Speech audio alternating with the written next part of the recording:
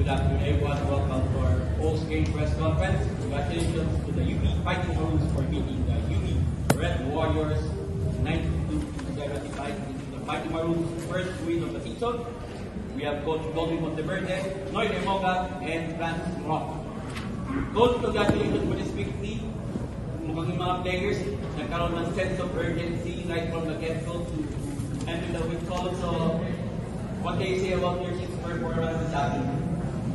Well, for me, of course, imagine to kasing manalo would always feel positive, especially if it's our first win. And for me, more than the win, it's how we play this game today.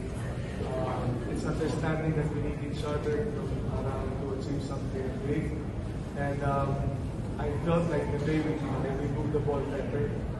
So we just continue growing. Thank you. To Francis, you have a double effort of 14 points, 10 rebounds, and you have 3 blocks and 1 assist. So Francis, what can you say about finally getting your first win, and what we can expect from you as the season goes on? I'm happy that we got our first win, and happy that we put together more today. But it's been one hell of a week. Losing back-to-back games, that didn't feel good. But at least we're getting it back, getting our good back, we're putting together more as a team, and we're trusting the process like our coach always said. I'm happy. Thank you. And to know you have 21 points, 11 assists, 7 rebounds, 2 steals, and plus 13. So this is your best game so far in a Maroon uniform. So ano man, Simon, do you think nagagamay mo na yung sistema ni Coach Goldwyn at ano ba yung aasahan namin sa iyo? Especially nagkaroon kayo ng mga panalo itong first round.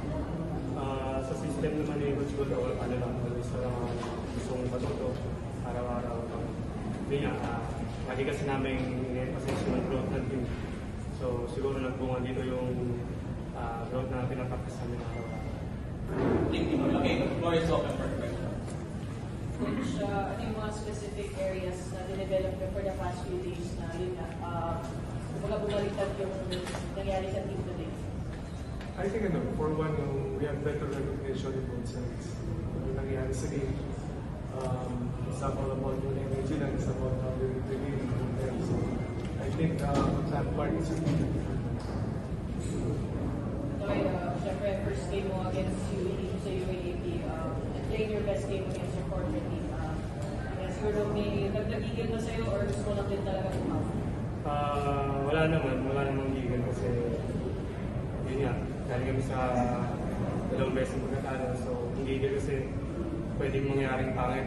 So, siguro mas nag-focus lang ako sa dapat kong gawin, sa point guard. And hindi ko ginawang basis yung UAP para maging maganda yun. Kasi naniniwala kasi kami na playing as a champion at least like talaga sa practice. So, practice pa lang namin, inayos namin yung mga kailangan. Francis, Precious is one of the better foreign student athletes here in the UAP. Can you talk about your matchup with him and coming out with this double-double? It was a great matchup. He's a good player, and just like been playing the league for over 2 years now. It was a good matchup. He did good. We all did our part. That was cool. Just a walk away. After yung past 2 games na nag-struggle ka, paano yung impact ng mga araw para overcome yung siguro, start siguro sa mental. Kasi alam mo naman kahit siya nagbabasa sa social media, siyempre feeling mo na pangit na roho, expectation namin mga ibang tao. Pangit ko sabihin pero yun nga, nilalagay ko sa utak ko na hindi ko kailangan yung isang ibang tao. Kailangan kong gawin kung ano yung makakasama sa team. And every time na bad game ako siguro, unang-una, nag-pray ako and nag-extra talaga ako before and after ng game talaga.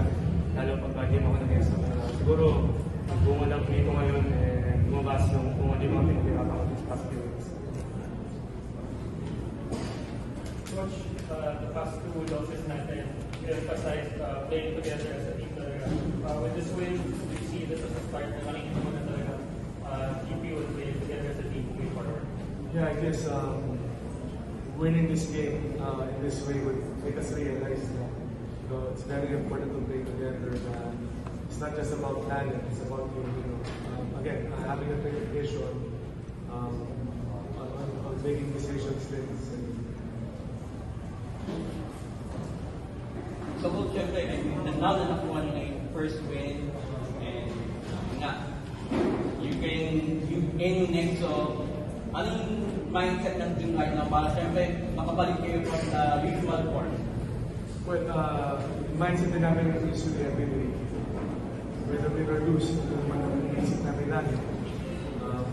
From this game, same oras na pag-aral namin, kung pwede natin pagandahin, improve. And of course, going towards the end, we will remember that.